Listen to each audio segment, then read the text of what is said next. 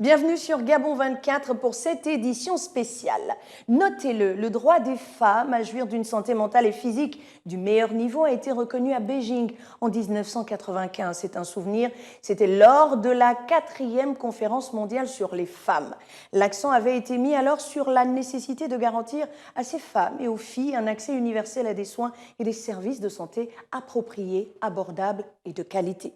Lors de sa 43e session en 1999. C'est un rappel encore. La Commission de la condition de la femme des Nations Unies a proposé que des actions plus précises soient menées afin d'améliorer la santé des femmes et qu'une perspective sexo-spécifique soit prise en compte en tant qu'élément central dans toutes les politiques et les programmes sanitaires. Quelle politique sanitaire donc pour le sexe féminin au Gabon?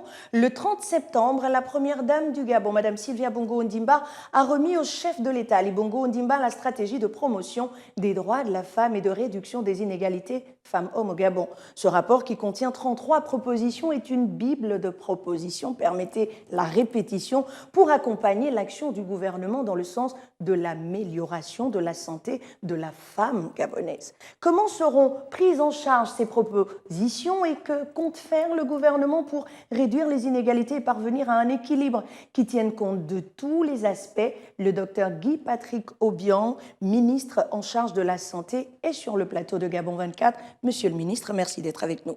Bonjour, madame. D'entrée de jeu, nous allons revenir sur cette stratégie remise au chef de l'État. Que retenir des points essentiels de cette bible de propositions, comme je l'ai appelée? Merci, madame. Je voudrais d'abord dire que le droit de la femme, puisqu'on parle du droit de la femme, c'est un droit universel. C'est un droit également constitutionnel dans notre pays. Donc, pour que les femmes puissent avoir accès à la santé aussi bien que les hommes. Il y a quelques jours, effectivement, il y a un rapport qui a été remis à la première dame du Gabon sur les inégalités hommes et femmes. Et la première dame, en tant qu'épouse du président de la République, chef de l'État, a remis au président de la République ce rapport pour que le gouvernement puisse réajuster son programme en termes de stratégie d'investissement humain du Gabon. Et vous savez que tout tourne autour de l'homme, tout tourne autour de la femme.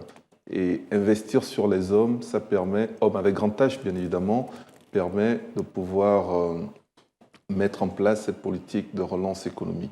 Donc, pour ce qui est de la santé, dans le rapport sur les inégalités hommes-femmes, il y a deux actions fortes qui ont été retenues. C'est sensibiliser les femmes pour pouvoir sur la contraception. Sensibiliser les femmes sur la contraception. Pourquoi? Parce que tout simplement, lorsque les investigations ont été faites, lorsque l'analyse situationnelle a été faite, le constat est que moins d'un tiers des femmes prennent les contraceptifs. Et le fait que moins d'un tiers des femmes prennent des contraceptifs a des dégâts collatéraux, notamment les avortements, les grossesses précoces. Et ça a un impact direct sur la mortalité de la femme. Et c'est ce qui est aujourd'hui retenu comme premier diagnostic. Le deuxième diagnostic qui a été fait, c'est sur les cancers, l'intensification des actions de sensibilisation sur les cancers féminins, parce que le même rapport montre que les cancers féminins représentent 30% de l'ensemble des cancers. C'est énorme. Donc il y a une nécessité de poursuivre la sensibilisation des femmes, de continuer à les sensibiliser et mettre en place des services de santé pour que ces femmes puissent faire le dépistage des cancers féminins. Pourquoi en 2020, on est encore à se poser la question de la contraception? Tout le monde sait qu'il y a un préservatif féminin, un préservatif masculin. Tout le monde sait qu'il faut suivre le cycle pour ne pas tomber enceinte. Qu'est-ce qu'il en est? Pourquoi y a-t-il eu un vide en termes de stratégie pour arriver à cette conclusion? Je pense que la stratégie, il faut améliorer l'existant. Il y a déjà un existant, les contraceptifs existent, mais nous pouvons mieux faire, nous pouvons améliorer. Moins de 30%, ça ne veut pas dire que rien n'existe. Il y a des contraceptifs oraux qui sont donnés gratuitement au niveau des femmes, mais par contre, il y a un problème d'adhésion pour les préservatifs féminins. Pourquoi? Parce que tout simplement, les femmes, peut-être c'est culturel, n'intègrent pas qu'elles peuvent porter un préservatif. Souvent, c'est l'homme qui porte le préservatif. Et il y a eu aussi, lorsqu'une une enquête a été faite sur l'adhésion et l'utilisation des préservatifs féminins, il y a quelques indicateurs qui montraient qu'elles se sentaient un tout petit peu gênées, parfois que c'était bruyant et que parfois c'était inconfortable. Donc ce sont quelques facteurs qui existent et ça même fait en sorte que sur le plan mondial, l'ONU-SIDA puisse faire un plaidoyer fort pour améliorer la qualité du préservatif féminin. Parce que justement, le préservatif féminin n'est pas comme le préservatif masculin. On ne peut pas le porter tout de suite pour avoir un rapport tout de suite. Il faut le porter des heures avant pour qu'il prenne la forme de ce qu'il le contient. Mais si c'est pour vous protéger, même si ça prend des heures, mieux vaut toujours prendre ce temps. Parce que ça vous permet de protéger contre les MST, ça vous permet de protéger contre les grossesses non désirées. Donc c'est un outil important. L'autre moyen de contraceptif, ce sont les contraceptifs oraux qu'on appelle la pilule. Ce sont effectivement des moyens qui existent pour permettre à ce que la femme puisse programmer ses grossesses, puisse Mais qu'est-ce qui justifie que les femmes n'y adhèrent pas? Bon, il faut dire que les femmes n'y adhèrent pas parce que ce sont ces inégalités hommes-femmes. Où il y a une certaine passivité. On veut qu'on passe de la femme passive à la femme active. Une femme qui sait se prendre en charge, une femme qui sait décider sur voilà, son désir de grossesse ou pas. Or, très souvent, on a tendance à dire que c'est l'homme qui décide. Non, aujourd'hui, en 2020, c'est plus l'homme qui doit décider. C'est ensemble qu'on décide de dire est-ce qu'il faut programmer, une grossesse, est-ce qu'on a besoin d'un enfant? Mais il faut dire aussi qu'il y a une faiblesse qui existe sur le plan national, c'est l'insuffisance des contraceptifs oraux. C'est-à-dire qu'au niveau de Libreville, on peut encore trouver ces pilules dans les pharmacies, mais à l'intérieur du pays, on a quand même, dans certaines régions, l'absence ou l'insuffisance de ces pilules. Donc c'est ce diagnostic qui a été fait et qui permet de dire que moins d'un tiers % des femmes ont accès aux pilules. Donc il y a, au niveau du ministère de la Santé, la nécessité de revoir cette stratégie. Il y a la nécessité de discuter avec les pharmaciens pour en commander plus et aussi la nécessité de programmer dans les budgets de fonctionnement du ministère de la Santé l'achat des contraceptifs oraux parce qu'aujourd'hui, comme on vient de le constater, l'absence des contraceptifs entraîne des grossesses non désirées et augmente la mortalité féminine. Et justement, Monsieur le ministre, en parcourant cette stratégie remise au chef de l'État, 2 recommandations dont vous avez parlé ont retenu notre attention. Le rapport nous apprend que le Gabon a connu une évolution favorable de la mortalité maternelle et infantile. Pour 100 000 naissances, on compte 261 décès, alors que dans les objectifs du millénaire pour le développement de l'ONU, on parle de 68 décès pour 100 000 naissances. Que dire au vu de ces chiffres? Il faut dire qu'il y a eu comme quelques efforts. En 2012, lors de l'enquête démographique et de santé au Gabon, il y avait 316 décès pour 100 000 habitants. Aujourd'hui, nous sommes autour de 200 décès pour 100 000 habitants. Je crois que nous devons poursuivre ces efforts de sensibilisation. Et atteindre les 68. Et atteindre les 68, parce que c'est un objectif international. Et avec les infrastructures dont nous disposons, avec tout l'engagement, parce que c'est un engagement global. Aujourd'hui, on ne parle pas de l'accès aux soins, mais également de la sensibilisation de la femme sur la nécessité pour elle de se rendre régulièrement dans les structures sanitaires. Donc, il y a aussi l'éducation de la femme, l'éducation, l'information et la communication. Donc, ce sont tous ces éléments réunis qui permettent à ce que la femme soit réellement pris en charge dans ces différentes structures sanitaires. Sauf que le Gabon, c'est 9 provinces. Vous l'avez dit vous-même, il manque de contraceptifs oraux à l'intérieur du pays. Le Gabon est doté d'infrastructures sanitaires à la pointe de la technologie. Bien Comment, sûr. En 2020, l'on soit encore amené à sensibiliser sur la nécessité pour une femme d'aller se faire consulter alors que tout est là? Qu'est-ce qui manque finalement? Je pense que dans tous les pays du monde, on continue à sensibiliser les femmes. D'accord. L'éducation fait partie des domaines prioritaires de l'OMS. L'éducation, l'information, l'éducation et la communication. Il faut toujours sensibiliser. Vous savez, tout ce qui a trait au changement de comportement nécessite une sensibilisation permanente et continue. Et c'est pourquoi nous faisons ce travail, mais peut-être qu'il faut l'améliorer, il faut changer de stratégie. Il a fallu avoir ce rapport pour savoir que les contraceptifs oraux pose un problème dans notre pays. Nous n'avions que des données perceptuelles sur la question, mais aujourd'hui, avec les résultats de cette enquête, il y a nécessité d'intensifier ces actions de prévention. Nous avons, au niveau du ministère de la Santé, une direction nationale de la santé maternelle et infantile qui a pour mission de faire l'état des lieux de la disponibilité, de l'accessibilité des contraceptifs oraux dans les centres de santé. Monsieur le ministre, aujourd'hui vous parlez de sensibilisation. Oui, c'est la première étape pour conduire à un changement de comportement. Mais quelles sont aujourd'hui les inégalités perceptibles dans le domaine de la santé mises en lumière par cette stratégie remise au chef de l'État? Les inégalités perceptibles, on peut parler notamment de l'accès aux soins. Est-ce que les femmes, lorsque le besoin se fait sentir, ont véritablement accès aux soins? Donc, on peut dire que nous sommes dans un système de santé non stigmatisant et non discriminant. L'accès aux soins est le même, aussi bien pour les hommes, pour les femmes. Mais nous remarquons effectivement que aussi bien la femme en milieu urbain est bien sensibilisée, a une meilleure connaissance de son état de santé. La femme en milieu rural nécessite d'être accompagnée à travers des sensibilisations pour montrer qu'il est important d'aller à l'hôpital lorsqu'on ne se porte pas bien, lorsqu'on ne se sent pas bien.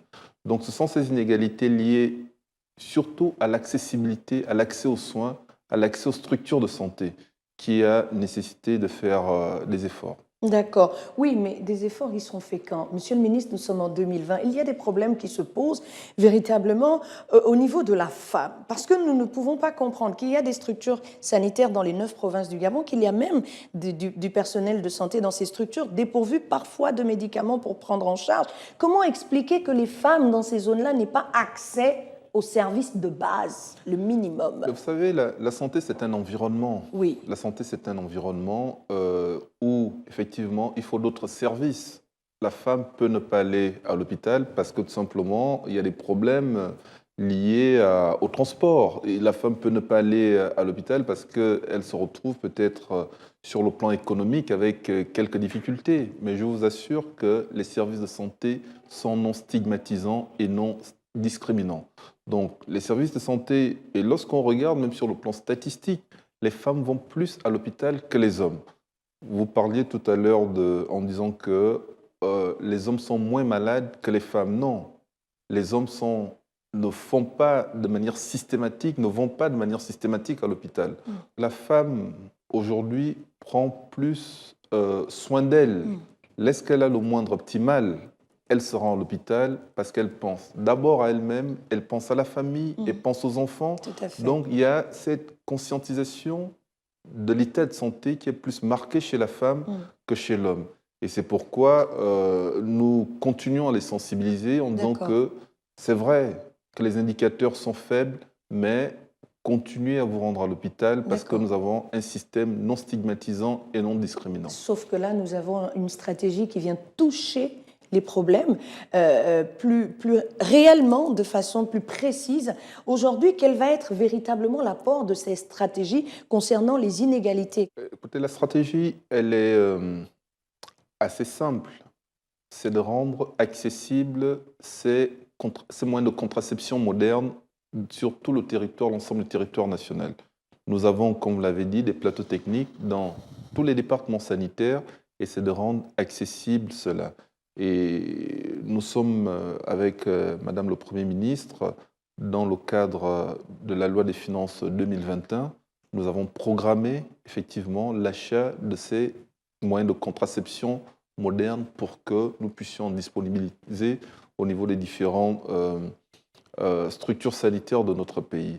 Mais, vous voyez, il ne faudrait pas qu'on se retrouve comme dans l'acceptation et l'adhésion de la moustiquaire imprégnée, où nous avons mis à la disposition les moustiquaires imprégnés.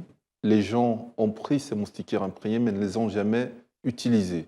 Donc, il y a cette notion d'éducation qui doit être accompagnée avec la mise à disposition des moyens de contraception.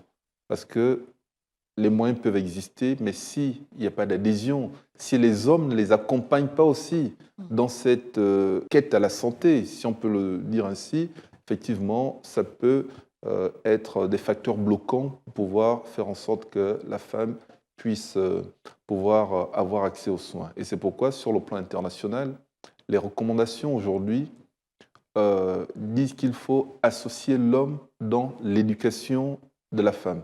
Parce que l'homme doit accompagner la femme et la femme se sent beaucoup plus rassurée lorsqu'elles sont accompagnées par les hommes. D'accord. Il y a aussi cet autre problème, et je profite de votre propos pour rebondir sur cette question. On a souvent des endroits où il y a 1000 personnes, il n'y a qu'un seul médecin. Il n'y a qu'une seule infirmière. Est-ce que ce n'est pas le moment de sillonner un peu tout le Gabon? On se dit en 2020, on repose les bases d'une véritable prise en charge. On sillonne le Gabon, on touche du doigt les problèmes et on apporte des solutions véritables, pas du saupoudrage, pas des choses en attendant, mais des choses réelles. Mais qui gagnerait si on fait du saupoudrage? Personne ne gagnerait. Nous Mais tous, nous en sommes 2020, préoccupés. nous sommes toujours dans les mêmes Oui, difficultés vous sanitaires savez, de prise en charge. madame, allez-y parfois ailleurs. Vous remarquerez que dans les pays les plus développés, il y a le phénomène de désert médical qui existe. Aucun pays au monde n'arrive à assurer une couverture à 100% en termes de médecins, de sages-femmes et d'infirmiers. Ce sont des réalités qui existent et nous essayons de pouvoir pallier ce déficit en ressources humaines, qui est un problème important. Et lorsque vous regardez, nous sommes satisfaits aujourd'hui parce que les femmes, de plus en plus, s'impliquent dans les métiers de la santé. Très bien. Et nous avons aujourd'hui des femmes qui deviennent de plus en plus des agrégées. Sur 3 CHU, il y a 2 femmes qui sont responsables des CHU. Il en est de même dans les centres de santé. Plus de 60% des responsables de ces centres de santé sont des femmes. Donc, elles occupent aujourd'hui un rôle important dans notre dispositif sanitaire et comprennent mieux la nécessité de sensibiliser d'autres femmes pour pouvoir avoir accès aux soins. Et là, pareil, nous avons une formation spéciale, c'est la formation des sages-femmes.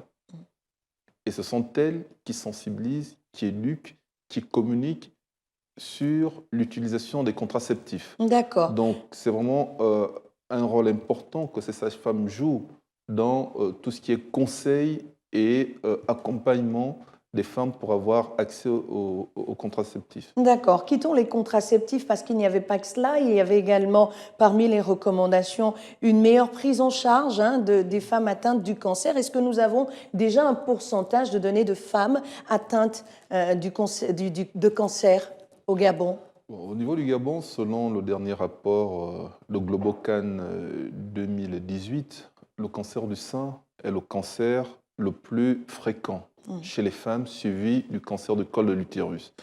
Et cela se traduit aujourd'hui au niveau de la campagne Octobre Rose, où sur les 1266 personnes qui ont fait le dépistage, nous avons eu 41 cas suspects, dont 24 cas de cancer du sein et 17 cas de cancer du col. Depuis le démarrage d'Octobre Rose? Depuis le démarrage de la 7e édition d'Octobre Rose 2020. Donc, c'est une campagne, c'est une caravane très, très importante parce qu'en faisant ce dépistage, nous découvrons certaines femmes qui sont souffrantes et lorsqu'elles sont prises en charge précocement, ça permet de sauver leur vie. Donc, c'est vraiment nécessaire, ces actions de sensibilisation, ces actions sanitaires que nous menons pour les femmes, pour que ces femmes puissent être en bonne santé. D'accord. Là, nous traversons Octobre Rose, s'agissant du cancer.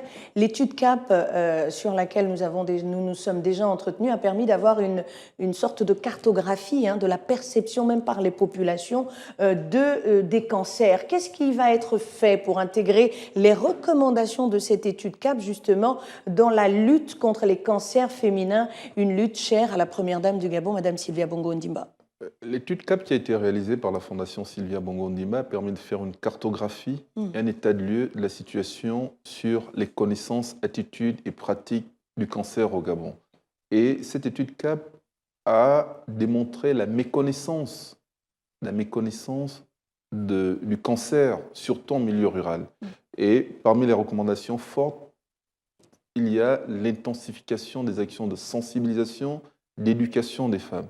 Il y a plein d'idées fausses qui sont véhiculées en milieu, qui sont véhiculées. Et donc, le programme national de lutte contre le cancer, qui à partir de l'année prochaine, aura des comités provinciaux de lutte contre le cancer. Ces comités provinciaux de lutte contre le cancer se chargeront d'animer de manière régulière des activités de sensibilisation et de dépistage à l'arrière du pays. Est-ce que vous rassurez ici les populations sur le déploiement effectif des équipes allant sensibiliser, mais pas seulement, dépister également les femmes dans l'arrière-pays? Aujourd'hui, pour ce qui est d'Octobre Rose, nous couplons sensibilisation et dépistage. D'accord. Les femmes sont sensibilisées. Dans les 9 et provinces, dépistées. simultanément? Dans les 9 provinces, mais l'action pour l'instant est limitée au niveau des capitales provinciales. D'accord. Et là, nous allons démarrer, à partir de vendredi, nous allons démarrer la caravane itinérante avec des unités mobiles qui vont sillonner les différents départements sanitaires pour sensibiliser et dépister ces différentes femmes qui se sentent oubliées, qui se sentent lésées par notre dispositif sanitaire. C'est pour leur dire que personne ne vous oublie, nous serons toujours là pour apporter les services de santé. Alors, tout est mis sur la femme. On dit égalité homme-femme, femme-homme, c'est selon. Mais tout est mis sur la femme. Est-ce à dire que les cancers de la prostate ou encore du côlon ne sont pas aussi importants ou ne tuent pas une grosse proportion de personnes par an pour qu'on n'en parle pas? Parce qu'on a l'impression qu'il n'y a que Octobre Rose, on intensifie, il y a l'Institut de cancérologie qui est à la pointe de toute la technologie et là-bas on trouve des malades du cancer, de toutes sortes de cancers. Pourquoi pas un janvier bleu, par exemple, pour les cancers de la prostate? Vous savez, Octobre Rose, c'est un plaidoyer fait par les femmes pour qu'on puisse mieux s'occuper de leurs problèmes de santé, notamment liés au cancer. Un homme, vous pouvez aussi... peut-être que c'est à partir de l'année prochaine, les hommes feront ce plaidoyer au niveau national et au niveau international pour qu'il y ait un janvier bleu, un décembre bleu, pour que le cancer... Mais il faut dire que ces services existent dans notre pays.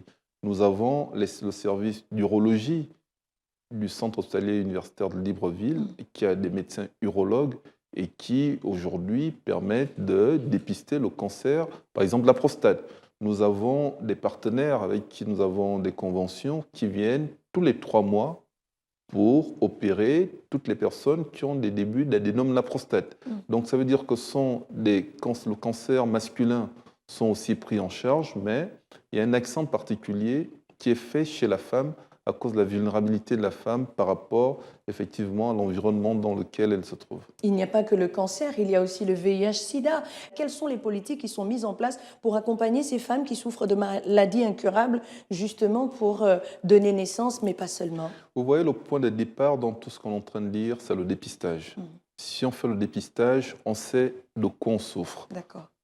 Le dépistage du cancer permet de savoir est-ce qu'on a le cancer ou pas. Si oui, il y a la suite, c'est la prise en charge de ces personnes. Le dépistage du VIH permet de savoir si on est infecté par le VIH, si nous sommes contaminés. Lorsque la personne est contaminée, si elle est enceinte, il y a tout un protocole thérapeutique qui est donné gratuitement à la femme pour faire en sorte qu'elle mette au monde un nouveau-né non contaminé par le VIH. Et aujourd'hui, ces antirétroviraux sont disponibles dans les structures sanitaires. Allez-y au PLIST, vous verrez que les antirétroviraux Ils ont manqué pendant un moment, vous rassurez. Oui, il y a eu rupture à un moment donné. Ce n'était pas lié aux problèmes financiers. Il y a eu parfois un problème de planification des commandes. D'accord. Voilà, parce que ce sont des médicaments qui ne sont pas disponibles. Il faut les commander, il faut anticiper sur les commandes. Or, aujourd'hui, il y a tout un problème de reporting qui existe pour connaître exactement combien de personnes doivent avoir accès à ces antirétroviraux. Mais qu'à cela ne tienne, vous avez suivi récemment l'État qui venait d'acheter pour 1 milliard ces antirétroviraux dont nous en disposons dans nos structures sanitaires. Est-ce que dans le secteur de la santé, on ne laisse pas les femmes parce qu'elles sont plus maternelles, etc., parce qu'elles sont plus conciliantes, dans des postes qui sont moins difficiles et les hommes dans d'autres postes comme brancardier, etc. Qu'est-ce qui se passe pour réduire les inégalités hommes-femmes décrites dans la stratégie remise au chef de l'État? Je crois que s'il y a un secteur où la femme a une place importante, c'est le secteur de la santé. Nous avons des spécialités au niveau du secteur de la santé qui sont complètement dédiées aux femmes. Nous avons les sages-femmes, nous avons les filles de salle, nous avons les infirmières qui sont majoritaires par rapport aux infirmiers. C'est que des femmes. Donc nous avons une féminisation forte sur le plan professionnel des femmes. Maintenant, ce qui nous motive, allez-y à la faculté de médecine, vous verrez que parmi les étudiants, il y a plus de femmes que d'hommes. Donc, il y a une bonne approche au niveau de notre système de santé, même en termes de responsabilisation, je vous le disais tantôt, en termes de responsabilisation des femmes dans les grandes fonctions au sein du ministère de la Santé, les femmes occupent une place importante. Vous savez, la santé nécessite beaucoup d'amour. Soigner une personne, ça nécessite avoir de l'amour. Ça nécessite être dans un environnement sain. Et là, ce sont les qualités qu'on retrouve chez les femmes. L'amour, mais également tout ce qui est propreté. Et c'est chez pourquoi, les hommes aussi, oui, à une c'est-à-dire moindre que, mesure. bien sûr, chez les hommes, c'est discutable. On parle des femmes aujourd'hui. Je reviendrai une autre fois pour parler des hommes, mais on parle des femmes en disant que les femmes jouent un rôle primordial. Et cela se témoigne cela se matérialise sur la maternité allaitante, où nous avons une femme qui allait, rentre, allez-y, dans nos différentes structures sanitaires. C'est la première image qui vous frappe et qui montre que la femme joue un rôle important dans notre système de santé. D'accord. Vous nous avez parlé du personnel de santé, restons-y, pour parler de la revalorisation de leur profession qui a été appelée à corps et à cri. Ces personnes ont été félicitées durant la pandémie, mais elles se sentent toujours pas suffisamment bien outillées pour pouvoir mener à bien les missions qui sont les leurs. Le personnel de santé a besoin de beaucoup plus de choses pour parvenir à sauver des vies. Qu'est-ce qui est fait dans le sens de l'amélioration des conditions de travail de ce personnel de santé dans les 9 provinces du Gabon? Je pense que c'est d'abord un problème organisationnel. Comme je le dis aujourd'hui, le président de la République, chef de l'État, a investi dans le domaine de la santé par la construction des infrastructures de dernière génération, des CHU, et dans les provinces, nous avons des centres hospitaliers régionaux. Donc, il y a eu des gros investissements. Il y a des dotations budgétaires qui ont été mises en place au niveau de ces différentes structures sanitaires. Comment mieux organiser le fonctionnement de ces structures sanitaires pour que le patient qui arrive puisse être soigné? Comment Puisse être bien soigné. Comment? Et là, le 12 octobre, j'organise une réunion de sensibilisation de tous les responsables des CHU et les CHR sur la bonne gouvernance hospitalière. Vous avez sensibilisé, Monsieur le ministre? Oui. On a sensibilisé. On sensibilise d'abord. On ne fait que ça. En 2020, concrètement, on va faire quoi pour améliorer la condition de la femme infirmière qui travaille à l'EPACA, qui a 100 personnes, elle est toute seule, l'autre femme qui travaille, qui est à Ngomo ou à Mivoul, comment on fait? C'est simple. Sensibiliser, former, éduquer. Mettre en place des outils de bonne gouvernance et mettre à leur disposition des outils nécessaires pour que cette femme puisse travailler.